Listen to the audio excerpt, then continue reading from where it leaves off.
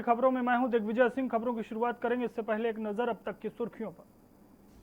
मुख्यमंत्री की अध्यक्षता में कैंपा शासी निकाय की बैठक, रोजगार देने की कवायद, चारे की कटाई भी मनरेगा से, कैंपा मद से होगा बड़े तालाबों का निर्माण।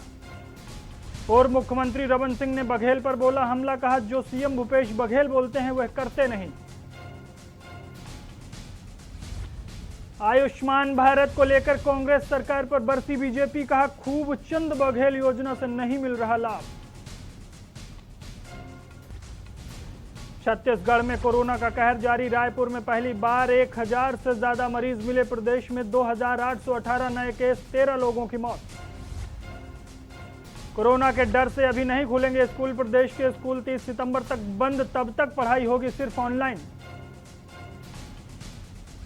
चीन के साथ जारी तनाव के बीच आज वायुसेना की ताकत बढ़ी, राफेल बना आज से इंडियन एयरफोर्स की नई ताकत।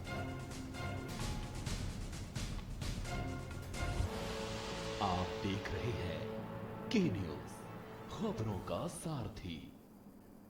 रुक करते हैं खबरों की ओर। खबर रायपुर से है, जहां मुख्यमंत्री भूपेश बघेल ने अपने निवास कार्यालय में समाचार चैनल जी मध्य प्रदेश छत्तीसगढ़ द्वारा प्रकाशित स्मारिका गौरवशाली मध्य प्रदेश छत्तीसगढ़ का विमोचन किया। चैनल के ब्यूरो चीफ देवेश तिवारी ने मुख्यमंत्री को बताया कि स्मारिका में छत्तीसगढ़ और मध्य प्रदेश की ऐतिहासिक, भौगोलिक और सांस्कृतिक धरोहरों पर आधारित ज्ञानवर्धक और रुचिकर लेखों का संकलन किया गया है।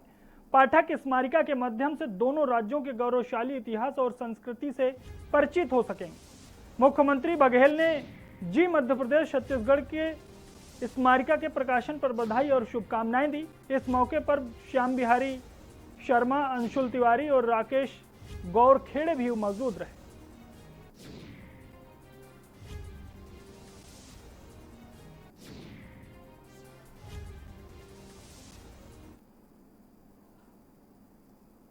मुख्यमंत्री भूपेश बघेल ने एनएमडीसी से सीएमडी निवास कार्यालय पर मुलाकात की। उन्होंने कोरोना संक्रमण के रोकथाम और बचाव के लिए मुख्यमंत्री को मुख्यमंत्री राहत कोष के लिए 10 करोड़ रुपए की राशि का चेक सौंपा। मुख्यमंत्री ने इस सहायता के लिए देव को धन्यवाद दिया। इस अवसर पर अपर मुख्य सचिव सुब्रत साहू, सचिव खनिज संसाधन विभाग अनबलगन पी और एनएमएसडीसी के सलाहकार दिनेश श्रीवास्तव मौजूद रहे।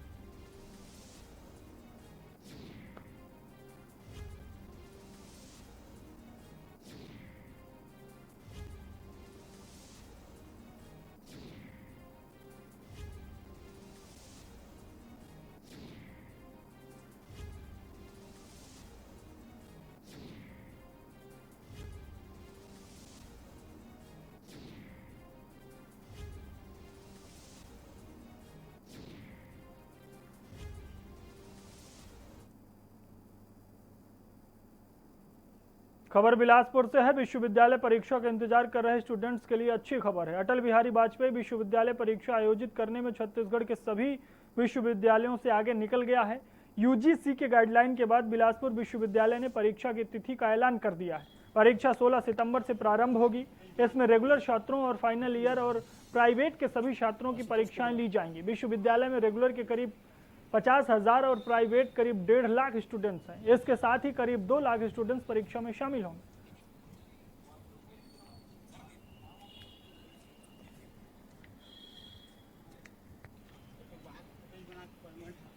सभी परीक्षाओं का फाइनल की परीक्षाएं, वो प्राइवेट रेगुलर स्टूडेंट्स की, उनकी समय सारणी घोषित कर दी। पहले हमने कहा था कि 14 से संभावित हैं, लेकिन अब 16 से हमने प्रस्तावित किए हैं, क्योंकि 15 सितंबर तक हमारे एडमिशन दाखिले महाविद्यालय और विश्वविद्यालय में चलेंगे। तो इससे बच्चों के आने जाने या उनके फीस जमा करने या जो हमारे प्राध्यापक हैं उनका काम भी काफ़ी रहेगा 15 तक। तो 15 के बाद ही हमने शुरुआत की है। खबर बालोद से है, जहां कोरोना वायरस संक्रमण के मद्देनजर छत्तीसगढ़ में कक्षा 10वीं और कक्षा 12वीं के विद्यार्थियों को पाठ्यक्रम और मूल्यांकन संबंधी विशेष व्यवस्था की गई है। बालोद जिले में इसकी व्यवस्था करने में शिक्षा विभाग जुट गया है। जिला शिक्षा अधिकारी ने बताया कि छत्तीसगढ़ माध्यमिक शिक्षा मंडल ने नई व्यवस्थाएं लागू करते हुए 40% तक सिलेबस में कटौती कर दी है। इस व्यवस्था से प्रत्येक विद्यार्थी की पढ़ाई का मूल्यांकन हो सकेगा और कमजोर विद्यार्थियों की पढ़ाई पर विशेष ध्यान दिया जाएगा। यह व्यवस्था सितंबर से लागू की गई।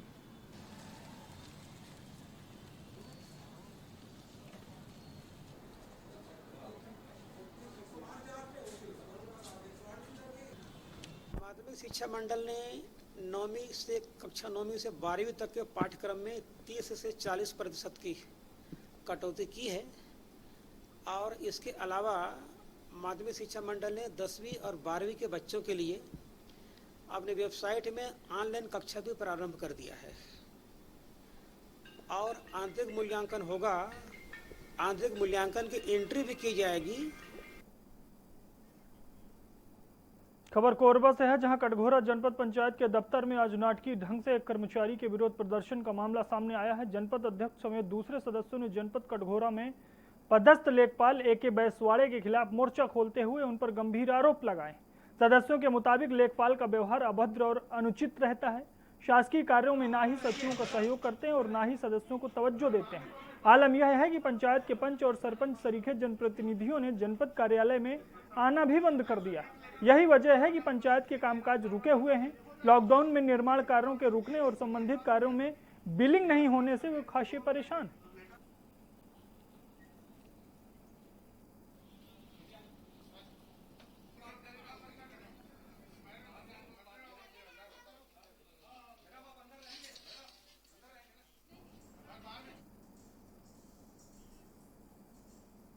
कबीरधाम जिले के भारतीय किसान संघ कवर्धा ने अपने 9 सूत्री मांगों को लेकर जिले के सभी मेन मार्गों में सरहद प्रदर्शन किया। वहीं किसानों ने मानव श्रृंखला बनाकर शासन का ध्यान अपनी मांगों की ओर आकर्षित किया।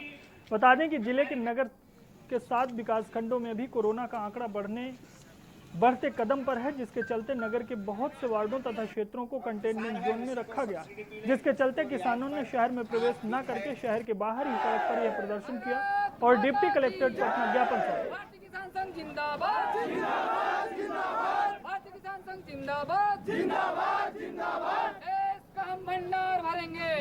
आज हम लोग ने पूरे जिला में चारों ब्लॉक के जो किसान हैं वो एकत्र होकर अपनी मांग को शासन के समक्ष रखा है, जो बहुत पुरानी भी मांग है और वर्तमान की भी मांग है।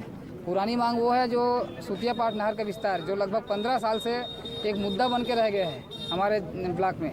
इसका भूमि पूजन हो गया है, पैसे आ गया था, उसके बाद भी इसको आगे नहीं बढ़ाया जा रहा काम को। तो ये हम शासन से मांग करते हैं कि इस सीजन में कम से कम उस मांग को सुने और नहर जो विस्तार का काम है शुरू करें। दूसरा है सलिया सोसाइटी, जहां सबसे ज़्यादा किसानों को धान पिछले साल बेचने के लिए बच गया था, वो सरकार कम से कम उसका 2 भाग करे ताकि किसानों को पूर्वघाती समस्या मत हो। आज भारतीय किसान संघ के द्वारा यहाँ सहसपुर बाईपास रोड में और अपने ज़िले के सभी जो चारों जो मुख्य सड़क है, सभी सड़क में इन्होंने अपने मांग के संबंध में ज्ञापन सौंपा है और 11 मांग इनकी है जो माननीय मुख्यमंत्री को संबोधित है। जैसे इन्होंने रबी सीजन 2019-20 फसल क्षति पूर्ति RBC 6-4 के तहत घोषित मुआवजा राशि दिया जाए।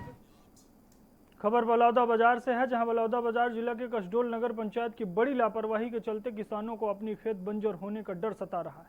दरअसल कसडोल कोट मुख्य मार्ग में नगर पंचायत के द्वारा नगर का पूरा कचरा कसडोल काट मुख्य मार्ग में सालों से डंप किया जा रहा है, जिसके चलते कचरे की पॉलीथीन उड़कर किसानों के खेतों में पहुंच रही है, जिसके कारण किसान काफी ज्यादा परेशान है। इतना ही नहीं, इस मुख्य मार्ग से गुजरने वाले लोगों को कचरे के ढेर से उठने वाली बदबू के कारण आने जाने में काफी ज्यादा परेशानियों का सामना करना पड़ रहा है। कसडोल ब्लॉक मुख्यालय में अगर काम हो तो आसपास के ग्रामीण अंचल से आने वाले यही एकमात्र रास्ता है। अधिकारी ग्रामीणों के सुध लेने के बजाय ये कहते नहीं थकते कि कसडोल नगर पंचायत स्वच्छता में आगे है।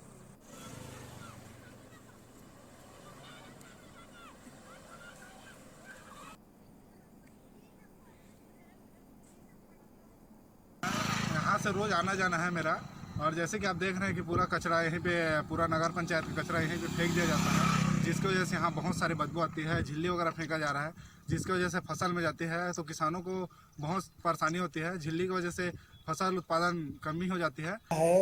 जमीन में जितना भी पॉलीथीन जहाँ भी इकट्ठा होता है, उस जमीन पूरा क्या है बंजर हो जाता है, क्योंकि वो परत रहता है और पौधे और बाकी चीज़ क्या है पानी अवशोषित नहीं कर पाते, जिससे क्या है फसल उत्पादन बहुत ही कम हो जाता है। नगर पंचायत कसडोल में स्वच्छता के क्षेत्र में पहले से गलती हुई, हमारे यहाँ सुधार हुआ है। जैसा कि स्वच्छता सर्वेक्षण 2020 का भी रिजल्ट आप लोगों ने देखा होगा। पूरे बलौदा बाजार जिले में हम लोगों का 2nd रैंक हमको मिला है और ईस्ट जोन में हमारा 28वां स्थान प्राप्त हुआ है हमें। प्रदेश एनएचएम कर्मचारी संघ के आह्वान पर प्रदेश के 13,000 संविदा स्वास्थ्य कर्मियों की मांगों के निराकरण में राज्य सरकार की उपेक्षापूर्ण रवैये पर जिले के संविदा स्वास्थ्य कर्मचारियों ने बुधवार से काली पट्टी लगाकर कार्य करना शुरू कर दिया है। एनएचएम कर्मचारियों ने बताया कि 13 सितंबर तक हम काली पट्टी बांधकर काम करेंगे। उसके बाद अगर हमारी मांगें पूरी नहीं होती तो 19 सितंबर से अनिश्चितकालीन हड़ताल पर जाएंगे।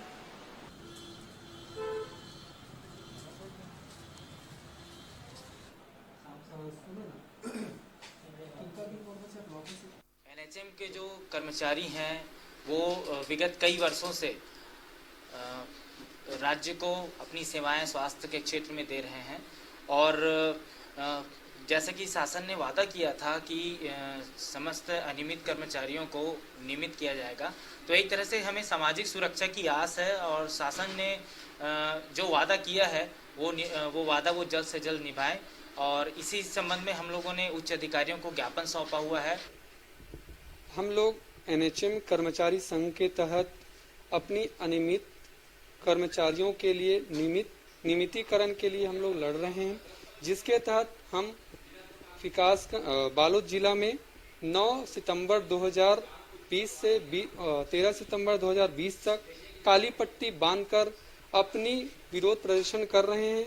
साथ ही साथ आपको बताना चाहेंगे 19 सितंबर 2020 से अगर सरकार हमारी मांगे पूरी नहीं करती हैं तो इसके लिए हम अनिश्चितकालीन हड़ताल में जाएंगे। सरगुजा जिले के मैनपाट क्षेत्र के ग्राम उड़म केला में झाड़ियों के बीच एक नवजात बच्ची मिली। बताया जा रहा है कि नवजात के शरीर पर चींटियां चल रही थी और बच्ची का पूरा शरीर बालू से सना हुआ था। ग्रामीणों ने इसकी सूचना चाइल्ड हेल्पलाइन को दी। सूचना पर मेडिकल की टीम मौके पर पहुंची और बच्ची को साफ कर सामुदायिक स्वास्थ्य केंद्र में भर्ती कराया। बच्चे की हालत सामान्य बताई जा रही। वहीं पुलिस बच्ची के परिजनों की तलाश में जुटी हुई।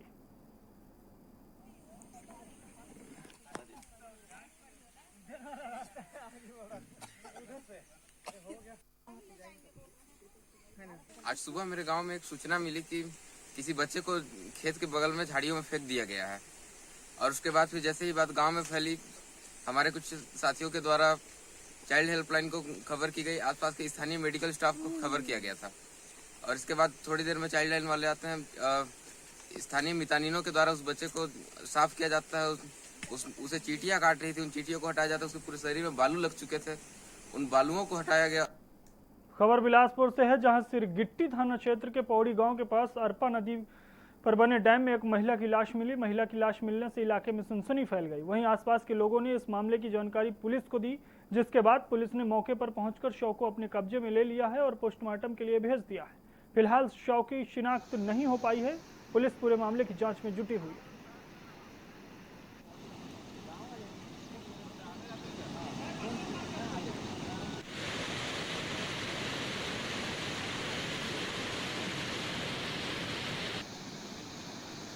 गिट्टी पुलिस को सूचना प्राप्त हुई थी डायल 112 के माध्यम से कि ग्राम पौड़ी के अरपा नदी जो है उसके मध्य में कोई महिला का शव है जिसकी उम्र करीबन 30-35 वर्ष है। वो उसका शव बह करके यहाँ पर आया है। प्रथम दृष्टया देखने पर प्रतीत हो रहा है कि नहाते वक्त ही इसकी पैर वैर फिसलने से या किसी प्रकार की घटना होने से उसके पानी में डूबने से उसकी मृत्यु हुई है। मामले में कायम कर जाँच की जा रही है। खबर सरगुजा से है, जहां अपनी अव्यवस्थाओं के लिए चर्चाओं में रहने वाले अंबिकापुर मेडिकल कॉलेज अस्पताल में अब नौकरी दिलाने के नाम पर ठगी के मामले भी सामने आ रहे हैं।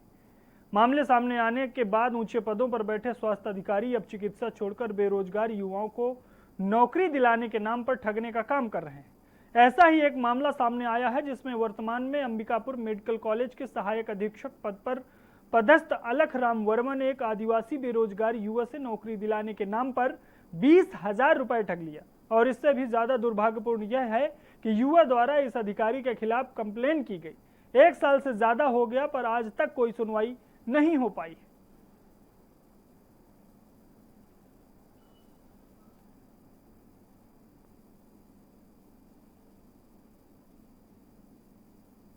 ये एक शिकायत आई थी वरिष्ठ कार्यालय से इनकी कि मतलब इनके द्वारा किसी मतलब उसके लिए पैसे का कुछ लेन देन का मामला था जिसमें कुछ गाली गलौज हुआ था। उस संबंध में प्रार्थी के द्वारा शिकायत दी गई थी, तो वो शिकायत है अभी जाँच की जा रही है, बयान दिया जा रहा है उसमें। तो बयान भी निरंतर जारी है। जो भी बयान में आएगा जांच उपरांत उसके बाद जो भी वैधानिक या उचित कार्रवाई होगी वो की जाएगी।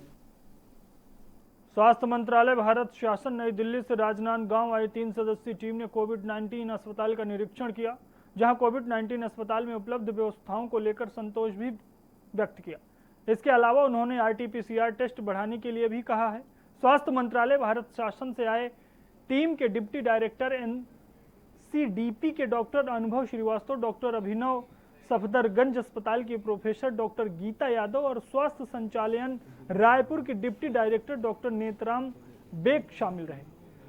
CMO ने बताया कि अभी प्रतिदिन 450 सैंपल का परीक्षण किया जा रहा है। लैब टेक्नीशियन की संख्या बढ़ जाने पर 800 तक सैंपल टेस्टिंग किए जा सकते हैं।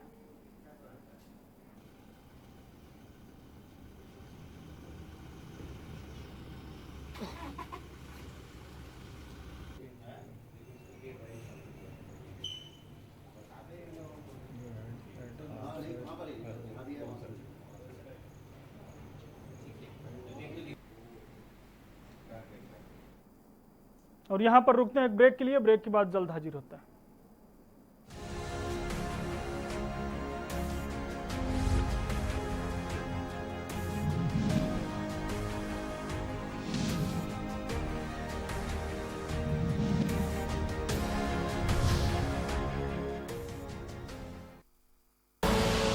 आप देख रहे हैं के न्यूज, खबरों का सारथी। खुदी को आजमाया है तो ये अंदाज आया है, खुदी को आजमाया है तो ये अंदाज आया है। तुम में भी मैं हूं, शुद्ध प्लस पान मसाला। तारीख 4 सितंबर 2020, समय रात 8 बजे। बहस का मुद्दा DM CMO का कारनामा सामने आया। 5 करोड़ 3 करोड़ रुपए दिए गए थे, उसका क्या बंदरबाट हुआ? आपदा को घोटाले का अवसर बनाया। ये आखिर चल क्या रहा है? क्या अधिकारी अपनी मनमानी कर रहे हैं, मनमानी पर उतर आए हैं? परत दर परत खुली तो मची खलबली। इस तरह की धांधली तो बर्दाश्त नहीं की जाएगी।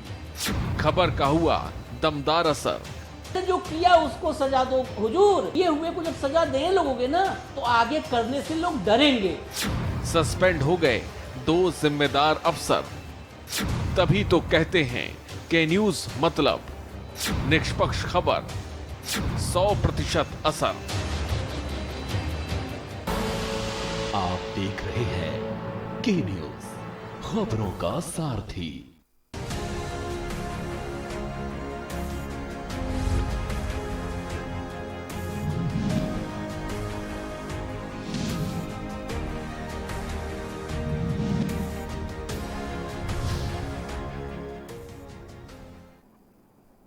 ब्रेक के बाद आपका स्वागत है। खबरों में आगे बढ़ते हैं। धमतरी जिले के मगरलोड विकासखंड के ग्राम खड़मा में पिछले 2 दिनों से हाथियों के दल ने आतंक मचा रखा है। ग्रामीण और किसानों से मिली जानकारी के अनुसार पिछले 2 दिनों से 20 से 22 हाथी खड़मा पंचायत के 30 से 35 एकड़ धान की फसल को पूरी तरीके से बर्बाद कर चुके हैं, जिसकी जानकारी ग्रामीणों द्वारा वन विभाग को दी गई थी, लेकिन वन विभाग के अधिकारी वहां पर आए और हाथी को भगाए बिना किसानों को दिलासा देकर चले गए।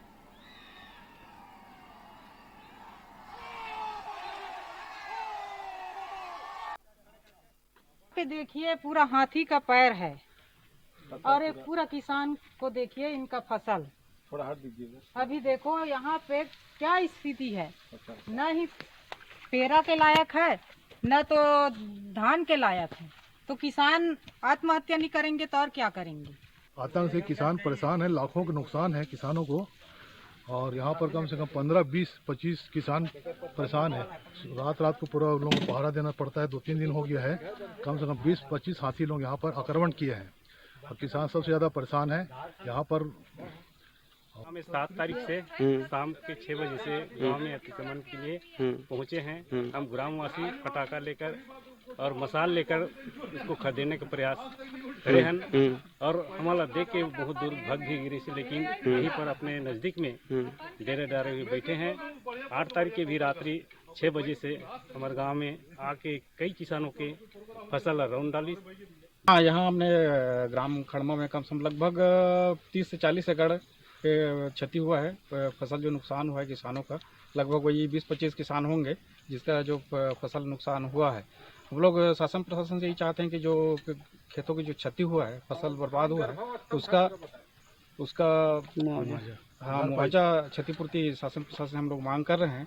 और यहाँ लगभग यहाँ से लगा हुआ कम से कम 1-1.5 किलोमीटर से अभी भी लगभग 20-25 हाथियाँ है जो उसका झुंड बनाए हुए हैं।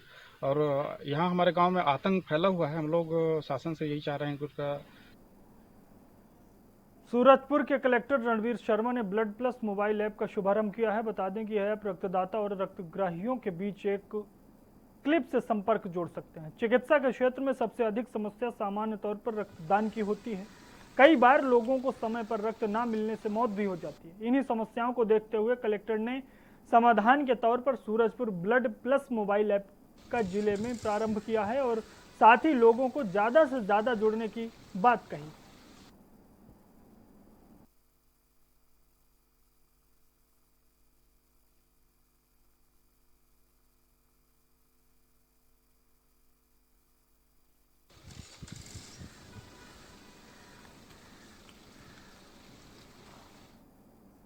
कहते हैं डूबने वाले को तिनके का सहारा ही काफी होता है। ऐसा ही कुछ बालोद जिलों के कलेक्टर जन्मेजय महोबे और बालोद फुटकर व्यापारियों के लिए जरूरत के समय सहारा बने।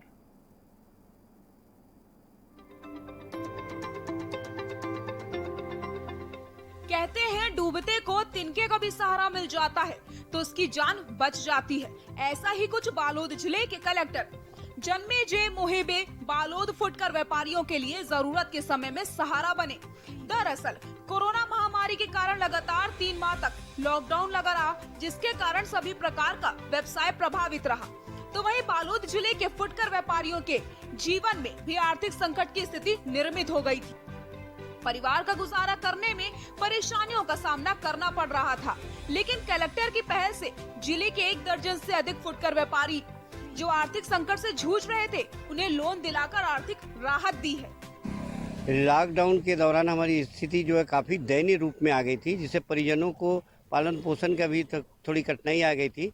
लेकिन बाद में जब प्रधानमंत्री माननीय मोदी जी के निर्देशन पर ये योजना चलाई गई, पथ विक्रेता आत्मनिर्भर योजना, जो प्रचार प्रसार और जिलाधीश महोदय के आदेश अनुसार यहाँ पे हमको समाचार मिला, तो हम लोग ने तत्काल सिटी मैनेजर साहब से संपर्क किया। उन्होंने तत्काल हमारे इस फार्म को लिया और काफ़ी कॉपरेट के साथ हमें इंडियन ओवरसीज बैंक के माध्यम से इस लोन को किया, जहाँ पे शाखा प्रबंधक द्वारा भी काफ़ी कॉपरेट किया गया। आज हमारी स्थिति थोड़ा सुधार पे है, जिस तरह डूबते हुए को तिनके का सहारा है।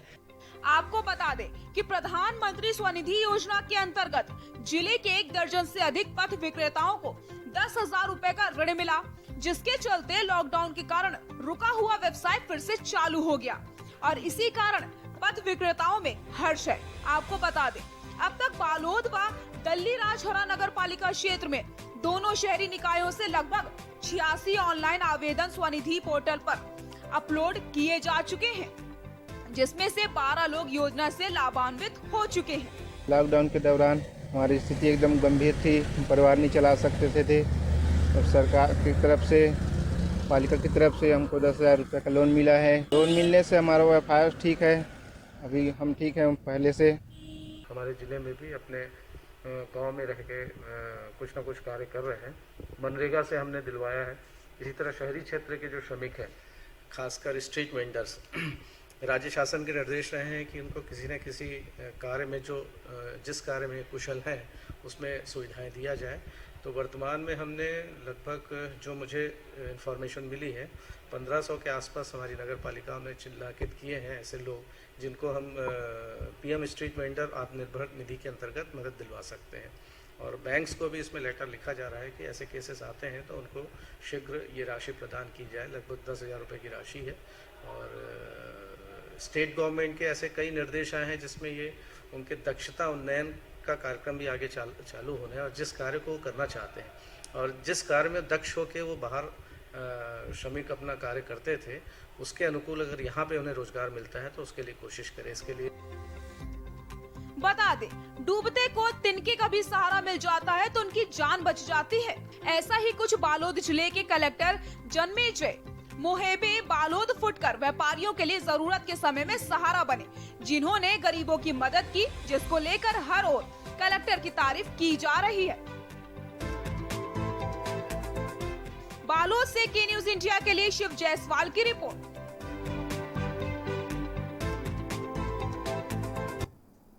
छत्तीसगढ़ की खबरों में फिलहाल इतना ही। आप देखते रहिए के न्यूज। नमस्कार।